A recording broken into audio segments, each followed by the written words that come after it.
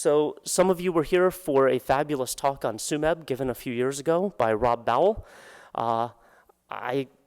Rob is, he's my first internet SUMEB critic who corrected me on information back in the 90s and was also one of my earliest customers buying SUMEB materials and Cornwall materials.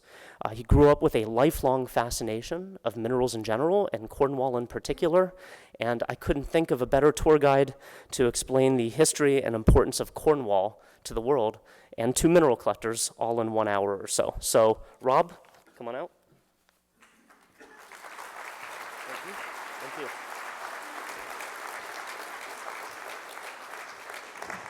Minara Akenel, the minerals of Cornwall. Most people know the description of a mine as being a hole in the ground. Well, actually, it's a hole in the ground with a Cornishman at the bottom.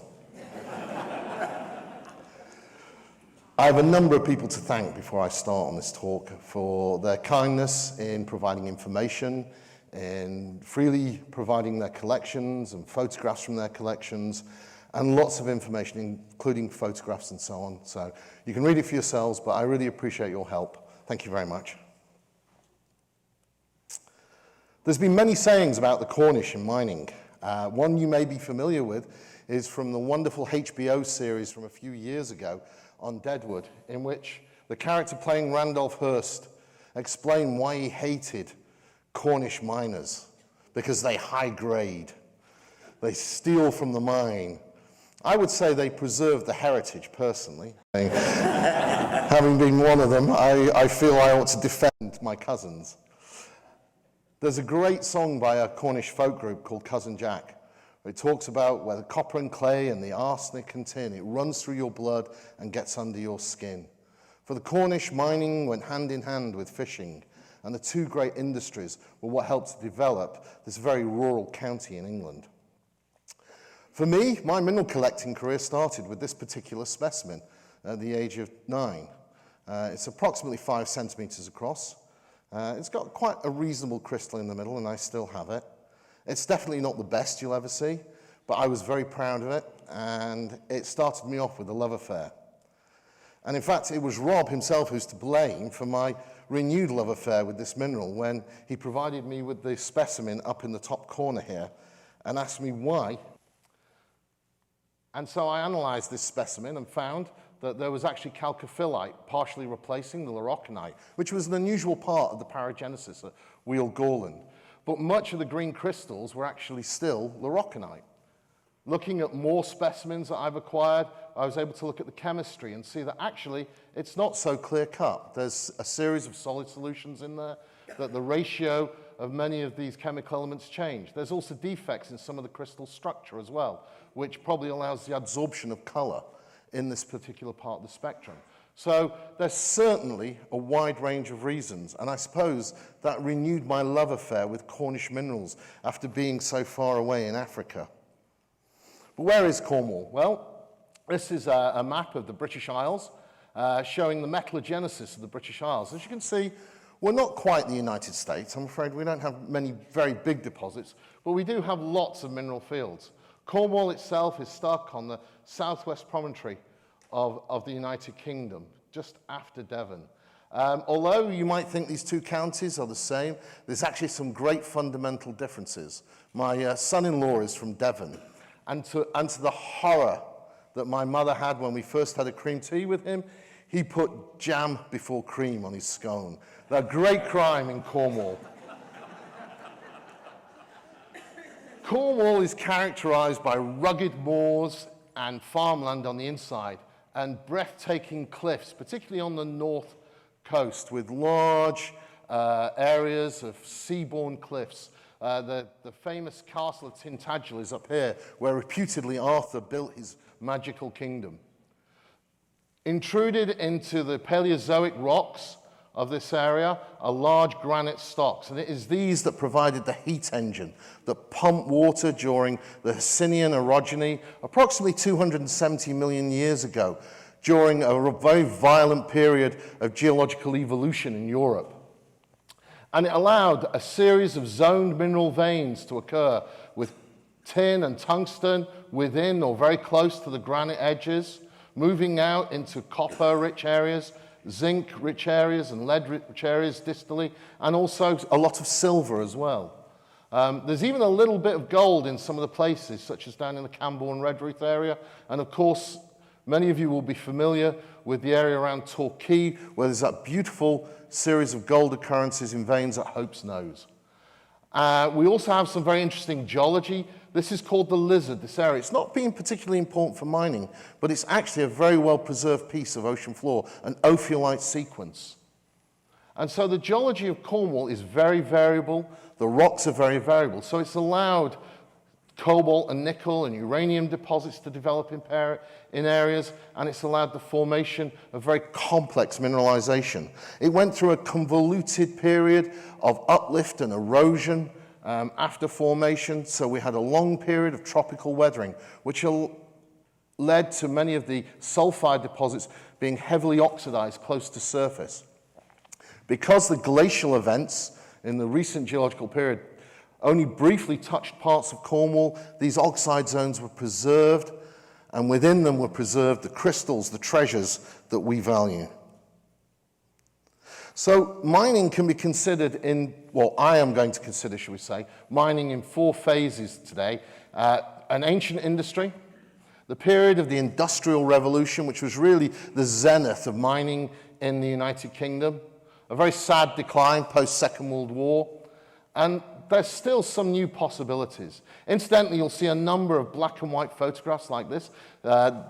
This is from the Redruth area, it's at Dulcoth, and all these photographs were taken in a period from 1889 to 1891 by a Mr. Burrows, who was a photographer in Truro. He was commissioned not only by the mine captains and the mine owners, but also by the common miners to record life. So we're left with a wonderful photographic record at the zenith of mining in Cornwall. Mining has got some record going back approximately 4,000 years in Cornwall. Early settlers within Cornwall used to build leats like this one, where they would divert a stream to strip off the soil to pick up the tin. The tin would be mixed with earth, iron-rich soil, and it would be put in a fire. And tin has a very low melting point, so they could tap the tin metal off. And this, along with the copper that they found in these areas, led to the development of a Bronze Age industry within Cornwall. And the implements are still preserved that they used to quarry the rock, such as this deer antler implement, which was probably used much like a modern-day pick. And the real target with these minerals, this is a beautiful example of cassiterite. It's from Wheel Kitty in St. Agnes area. It was probably mined late in the 19th century, and it's from a private UK collection. And those are approximately 2.5 centimetre size crystals. This next one is very kindly, I'm allowed to use it, from Gail and Jim's collection. It's a beautiful piece of native copper from the Wheel Gorland area, my favourite area for mineral collecting in Cornwall. It's approximately 7 centimetres across. A material like this was found at surface in those oxidized zones and was very easy material to work. In fact, to the ancients, this area of Cornwall, or Braelon, as it was deemed by the early Roman writers, was known as Ictis, the island of tin. Now, this is an island just off the coast of Cornwall, near Penzance. It's called St. Michael's Mount. And in the early writers, such as Dibitus, who wrote about, in his Historica Bibliothèque, he wrote about going to an island of tin, where he found unusual fellows who were actually welcoming. And you've got to remember, he was a Roman. And apologies to our Italian guests here, but Romans weren't very well liked in Europe at that time. They used to see, they'd come, and they'd conquer. It seems like even during the Roman occupation in the 1st and 2nd century AD, they didn't actually conquer this part of Cornwall, but because of the need for the skills of mining and of processing cassiterite to form tin, they allowed the Cornish a degree of independence, which was almost unheard of elsewhere in the empire. Of course, with many ancient sites, there comes ancient legends as well. One of the more fabulous legends is that of the Phoenicians as traders who came to the Isle of Ictus to gather up tin. Now, in all likelihood, there's actually no evidence they did this, and it's more likely that the tin was taken by Cornish seafarers and was sold to the markets in Portugal and France. But one of the legends is that Joseph of Arimathea, who was an uncle of Jesus of Nazareth, or Christ Jesus, if you're a Christian like me, actually traded with the Cornish and came through to Cornwall. He would have made quite a journey going from the Holy Land across the Mediterranean. He would have crossed through France and then crossed the English Channel. No mean feat in those days. Reputedly, he even brought the boy Jesus, a very good legend for the medieval church to spread, to the place of Ding Dong. And this is still called Christ Rock today, where he preached to the miners and converted them from savages into the wonderful civilized people that they are today. There's a great legend that Joseph actually came back after Christ ascended to heaven and brought with him the Holy Grail so that he could bury it on this wonderful island, far, far from any persecution by the Romans.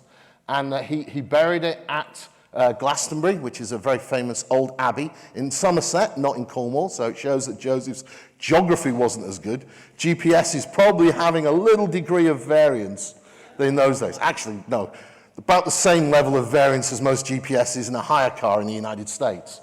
And he brought with him the crown of thorns, which he planted.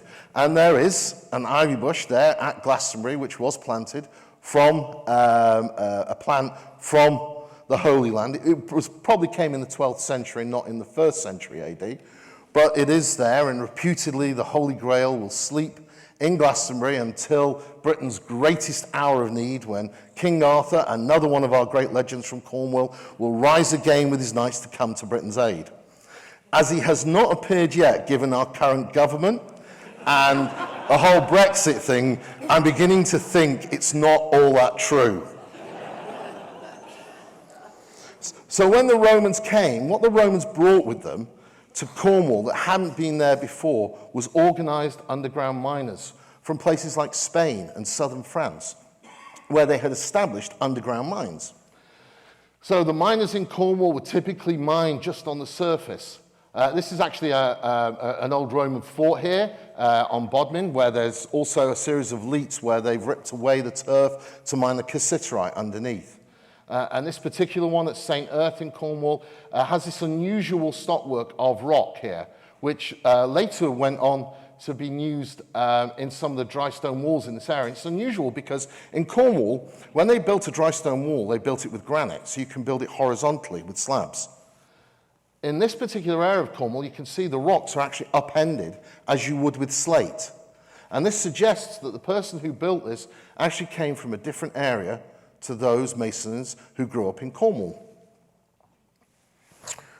The Romans retracted their empire round about AD 70. And to be honest, if you came from southern Italy, I can see good reason why you'd want to leave the British Isles. We don't exactly have the most generous of weather.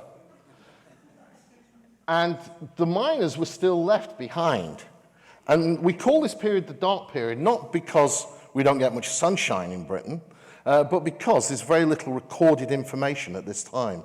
Of course, it led to legends like Arthur Pendragon and King Mark of Cornwall as the kind of legends to support church coffers in how wonderful these Christian knights were in keeping out barbarians. When the Normans invaded in 1066 and took over the Saxon lands, once again, the evidence shows that perhaps rather than conquering Cornwall, because of the great respect they had for the miners and for the people who could work cassiterite into tin, they decided not to invade. They decided to cohabitate. And so a series of laws were established. And interestingly, in the Domesday Book, which you may have heard of, which is a record of all the assets in England that Norman the Conqueror had obtained, Cornish tin is not mentioned, meaning it was exempt from being taken over by one of the Norman knights. So the production carried on in this area. Incidentally, the flag of Cornwall is a white cross on a black background from St. Piran, who reputedly landed in Cornwall somewhere around about 420 AD. And he was an Irish monk who came to establish a monastery within central Cornwall. There's some wonderful mines which were established very early on. This is actually the wonderfully named Ale and Cake Mine. And it sounds a strange name for a mine. And it might be, according to historians, an allusion to what the miners were paid. They worked for 5 days for the Comte de Montagne, who was the local knight in this area, and anything they mined during those 5 days went to him. Now, he would provide food and ale, because the water in the area was probably putrid to the miners, to keep them going. On a Saturday, they were allowed a tribute to mine for themselves, and that was their wages. And on a Sunday, they had the day off.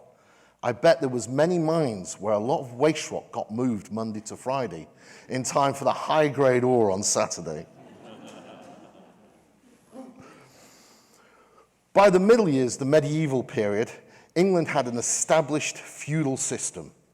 And by this point, the Cornish tin industry was extremely important. It had now surpassed tin production in Spain, where, of course, there was extensive wars between the Islam forces from North Africa and those of the Cid, or the House of Bourbon, in Spain. And so, consequently, Cornish tin became increasingly more important.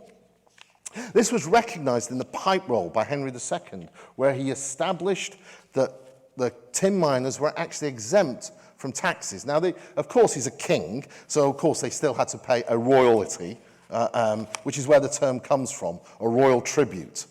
And so they had to pay money to the king, because that's natural, right? But they were allowed not to have to pay money for the support of upkeep of highways and roads or security in their area. That was provided by the king.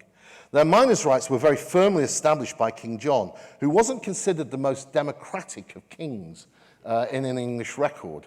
But he required the revenue from Cornwall, so he wanted to keep them happy. More or less at the same time, the French Count of Mortain, Lord Robert, identified that the galena veins in northern Cornwall had the potential to contain silver. He had mined in central France, actually very close to where Sainte-Marie is today. And so he recognized similar attributes of the mineralization and soon was able to start a silver production in that area. And this small specimen here is actually one I collected from one of those old mines in that area. And although not very big, you can possibly see the little silver wires sitting on the corroded galena there. This is a pewter figure made out of tin that, at that time, and it was reputedly made by miners, showing that they obviously had the wealth that they could start to produce ornamental artifacts as well as everyday items, perhaps reflecting the maturity and the scale of the tin industry in this particular area.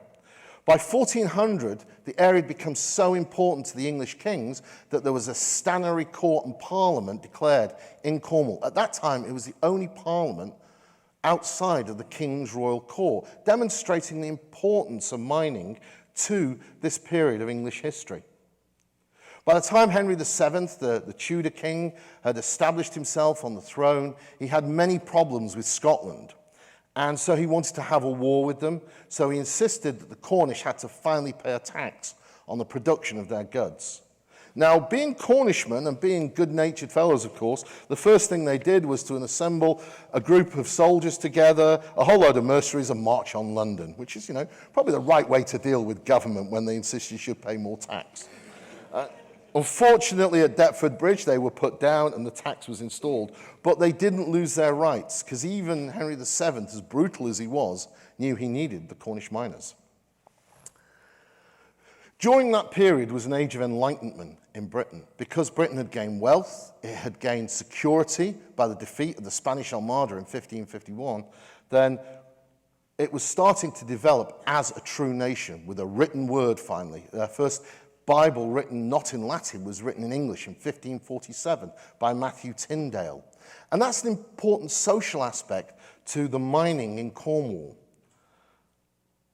There was a major motivation to continue to support a fleet, a true standing navy, and Cornish tin paid for much of that. Indeed, one of the original bases was established at Plymouth, where even today is still a Royal Navy training college.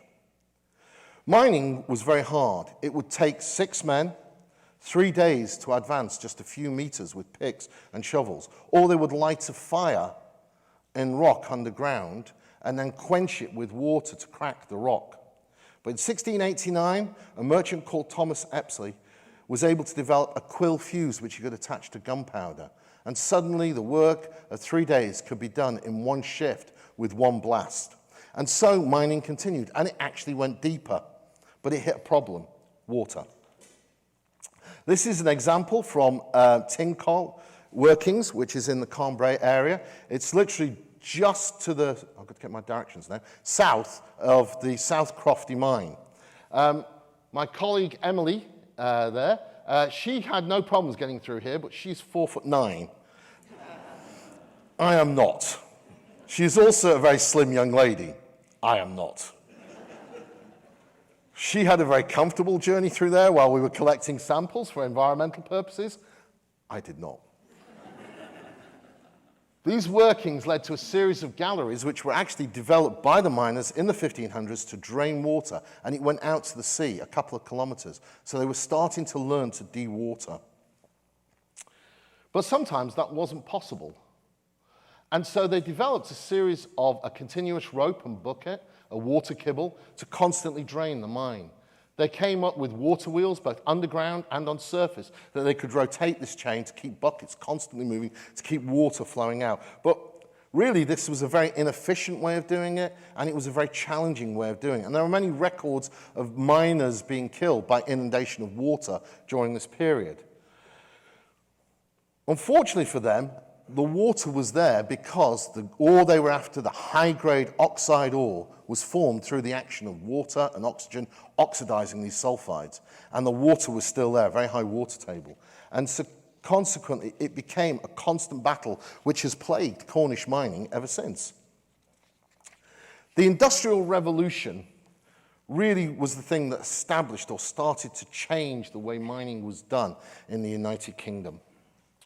This, incidentally, is a photograph of the Hereford's mine, which is in the east side of Cornwall, and that was really started in the 1840s, 1850s. Water was a big issue there, and it was really only through the development of steam-powered water wheels and dewatering equipment that it could possibly be mined.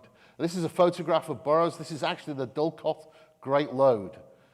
This averaged around about 5% cassiterite, and it really led to the zenith for Cornwall, in which it produced almost all the world's tin from 1820 through to 1840, when the Malaysia tin fields were first discovered, of course by an Englishman, and started to be developed.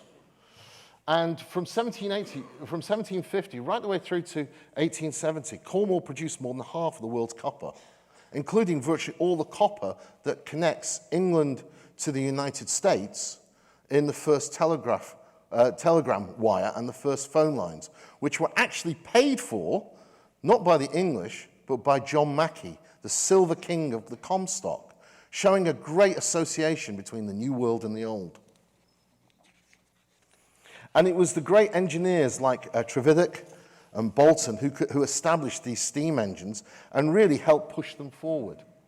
There are some great stories of mining scams with stock exchanges, both in Exeter and in Truro, in the heart of the mining industry.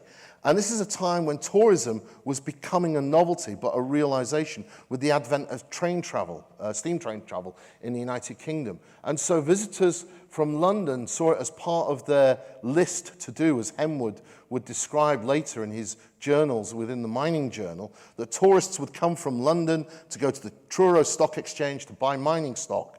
And they would be told fabulous stories of wealth of mines. For some of the notices talk about tin and tungsten and copper, but after the discovery of platinum during the middle part of the 19th century, they were even informed that platinum had been discovered in Cornwall. Sadly, without much of an education, they happily bought this stock. Needless to say, they didn't make a lot of money.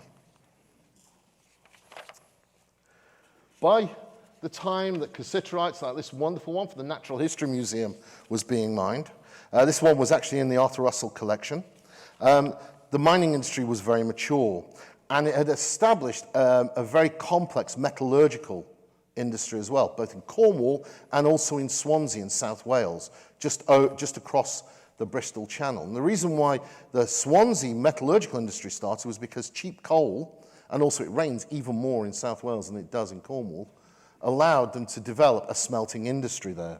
And so suddenly sulfide ore, like this piece from St. Agnes in my collection, became economic to mine and to smelt. And this is why really the production increased so much. But throughout Cornwall, beautiful minerals were being preserved by the miners. This is another one in the Span collection. It's only 3 centimeters high, and it looks like a series of drill bits. It's beautiful twin pseudo-hexagonal crystals of chalcocite, a very rich copper ore. And even from the east of Cornwall, specimens like this were preserved by Richard Talling. This is also in Gail and Jim's collection. It's actually used to be in Wally Mann's collection, and once upon a time it resided in London, and was most likely went through the hands of Richard Talling, the great 19th century mineral dealer, who had a shop very close to Herodsfoot in eastern Cornwall, and got around the problems of not being welcome on this particular mine by buying a good share of it. A very cunning way to get in there. But it wasn't just the sulfides that were preserved. The gangue minerals were also preserved. This is actually a specimen that Rob has on his website, and I put it up there not as an advertisement for Rob, because he doesn't actually need it. You know, he's doing all right. He's got a nice new garage, he's got a few nice boxes in there. But he's got this one for sale at the moment. Oh, well, sorry. Oh, well, I'll move on, shall I, Rob? I like this one because it comes with great provenance. And that's the thing about many Cornish minerals, that because the miners cared about the spar they were mining, they kept the information on those minerals. And it was passed on to the mineral dealers. And this particular one has a wonderful, very characteristic Russell label. I think Mike will confirm, but I think virtually all Russell specimens have a label like this in his beautiful handwriting, which is very clear to read 100 years after it was written.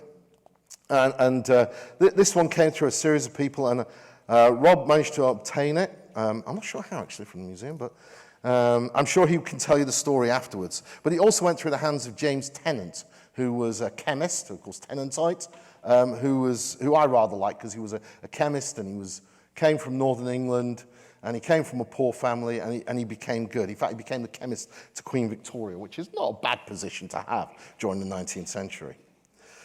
This is another one that was on Rob's site, and I mention it because it was in Kay Robertson's collection. Also, it came from the British Museum, and this one also has a Talling label to it as well.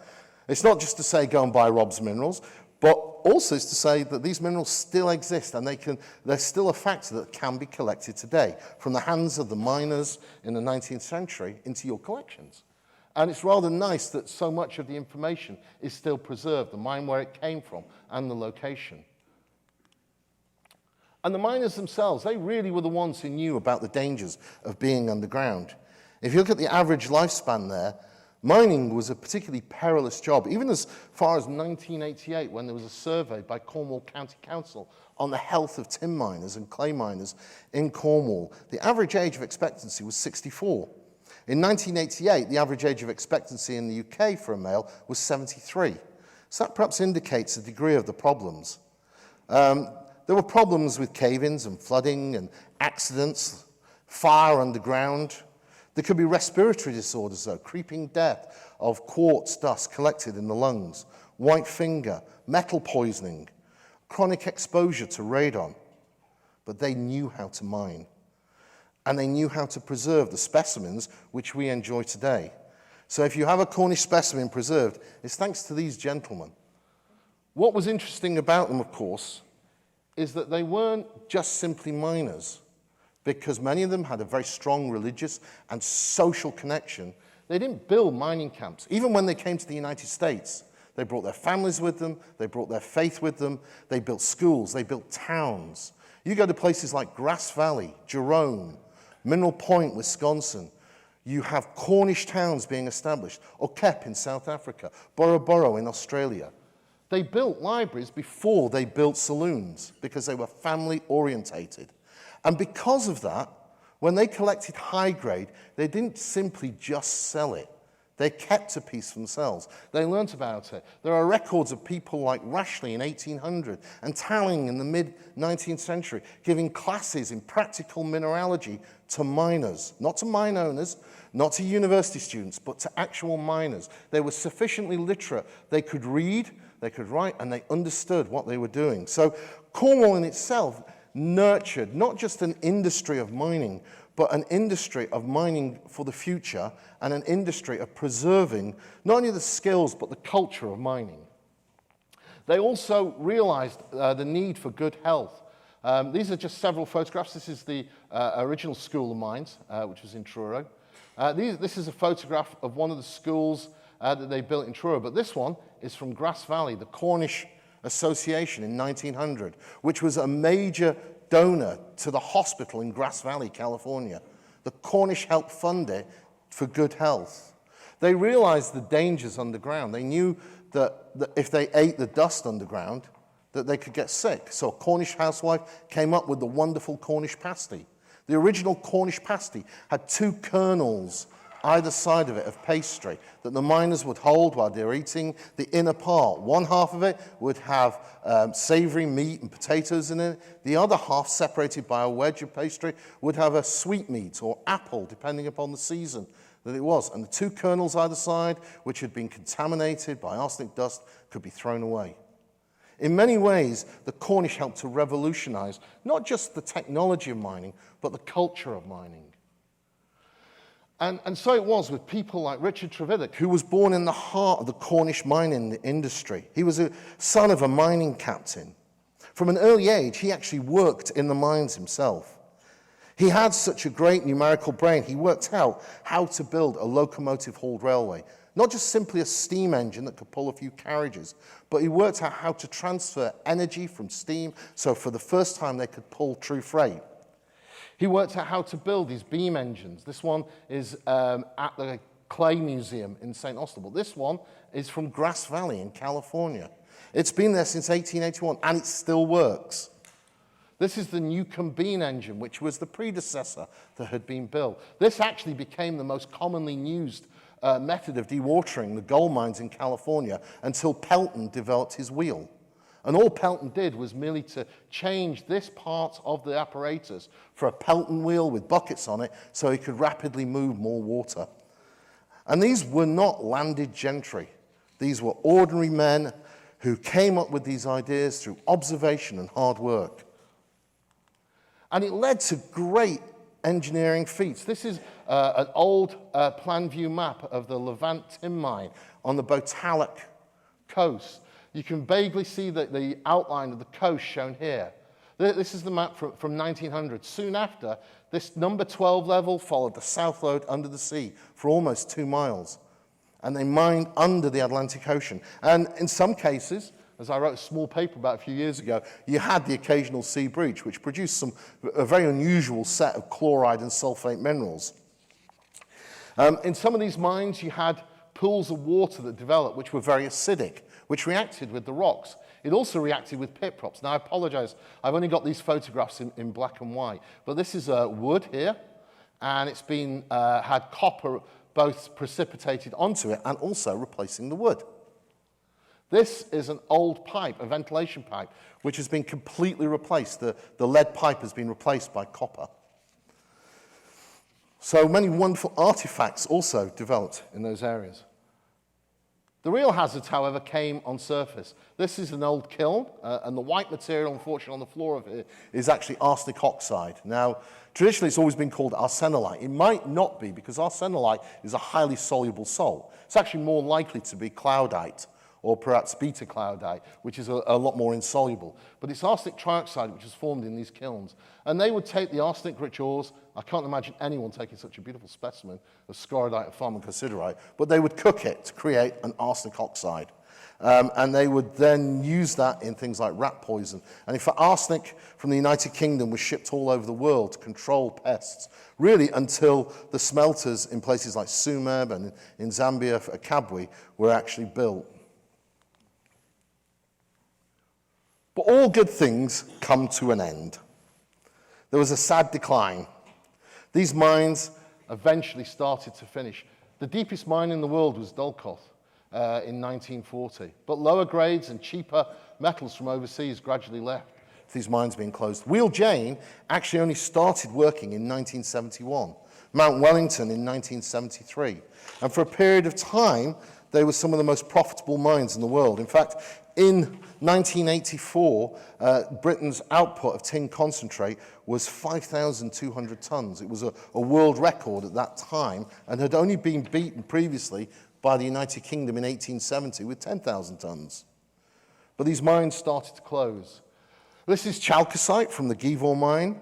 It was collected there by Barstow, a very famous British miner and collector in the 1970s, and really was the last of the major finds of good minerals from Cornwall while the mines were still operating. During the same period of time, though, a number of other minerals were known to come out from Levant. This is one in the Spang collection. It's actually calcite, would you believe? It's got inclusions of iron oxide. It's around 6 centimeters in size. And it's an ex-specimen from Herb Obadiah, I understand. There was many beautiful calcites brought out from the Levant area during the final clean-out of the mine. And I must also acknowledge Tom as well, the Span's son, who's provided me with these wonderful photographs. So thank you very much, sir. There are areas where you can still collect. Although this specimen was probably collected in the 19th century, it's a beautiful fluorite with quartz pseudomorphs after barite. There's still areas like Wheal Mary Ann where on the dumps you can actually find good fluorite specimens. This one's quite a magnificent specimen. It's about 11 centimeters across, and I'm looking forward to making its acquaintance tomorrow. But mining has a legacy, and my professional interest in Cornwall has come through the fact I'm the mining advisor to Cornwall County Council at the present time, and a few years ago we successfully bid for a World Heritage Fund application, which has been granted for an area of northern Cornwall where there was a mineral tramway that Trevithick put in, the first railway linked to mines. And one of the big problems we had in the area was contamination. People like riding their mountain bikes, including me, I have to say, but they like to do it over the dumps and through the dumps where we've got a lot of arsenic-rich waste.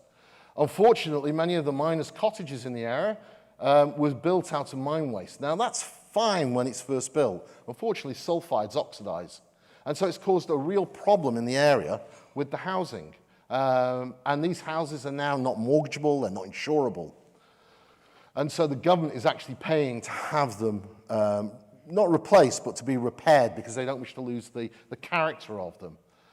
The reclamation that we've been doing in this area has tried to be sensitive because it's now been accepted by Cornwall County Council that mineral collectors are a major part of an economy in a tourist location like this.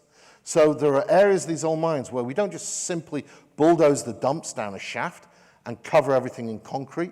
We actually have areas of exposed mine waste where people can collect minerals. Now, there are rules, if you bother to read the little blurb that we have on the site, which will tell you can't throw the material around the place, please. Don't dump it on the road, leave it all on the site. But at least it will allow a continued appreciation of the heritage, and it won't destroy the cultural benefit of looking at an old mine site and not seeing the mine waste dumps that were originally built there.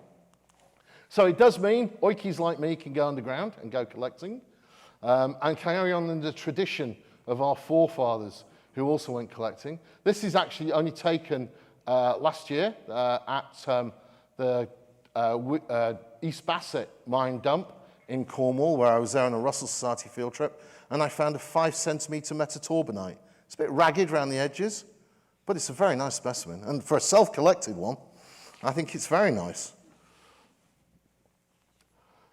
Mineral collecting wasn't always so well appreciated. Gorland actually in the 1790s had to have armed guards because the ore was so rich.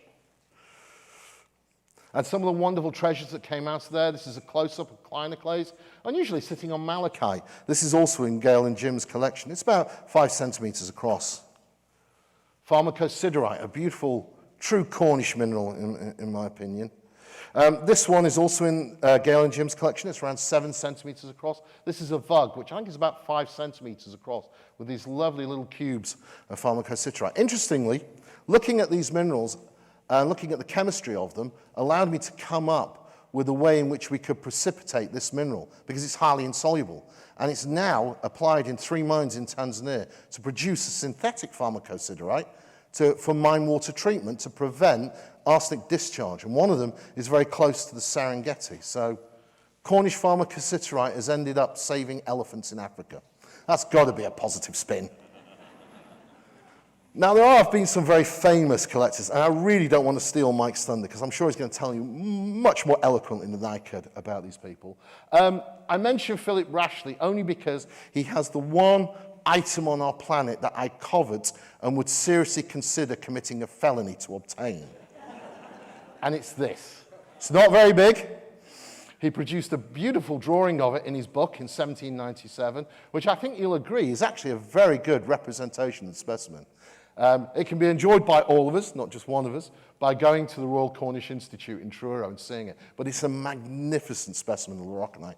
I've seen many good ones in many collections, and they are beautiful, but none of them look like this one. There are some other great collecting areas still. This is Cleaker Head.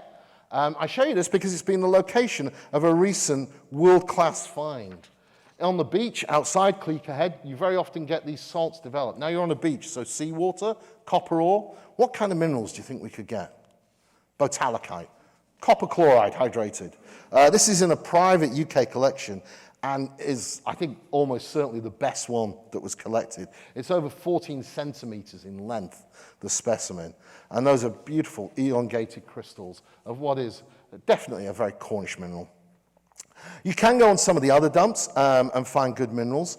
I've been fortunate that the Russell Society that I belong to has been able to collect at some SSSIs as part of our scientific research focus on British mineralogy. So Baldonite from Penberthy-Croft, I'm sure many of you have that in your collections. It was the type locality. And you can also, and these are both micromounts, I should point out. I know Rob doesn't like micromounts, but I love them. So the future. So Cornwall is actually still being redeveloped. The recent changes in the tin price has led to a number of mines being re-looked at. And there's also the potential that the high geothermal fluids will also be a source of lithium in the near future. So there's still potential for more to be found. And now I'm going to run through this because I'm running out of time and Rob's making very strange movements at me.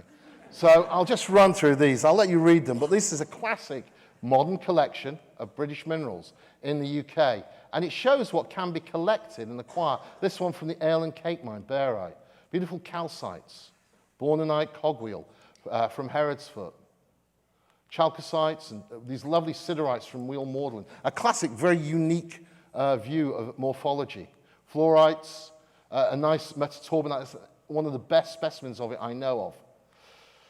A fantastic chalcophyllite with these lovely leaf-like crystals. I wrote the Connoisseur's Choice a few years ago on this mineral.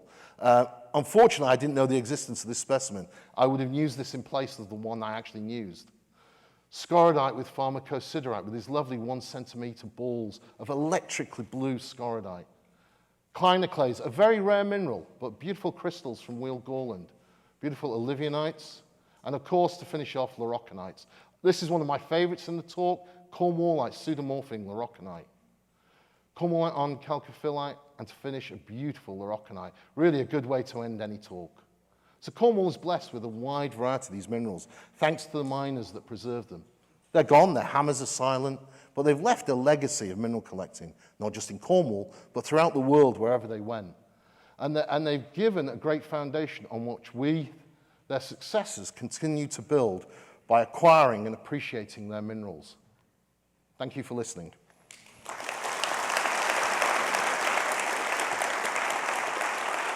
9:59, 1 minute.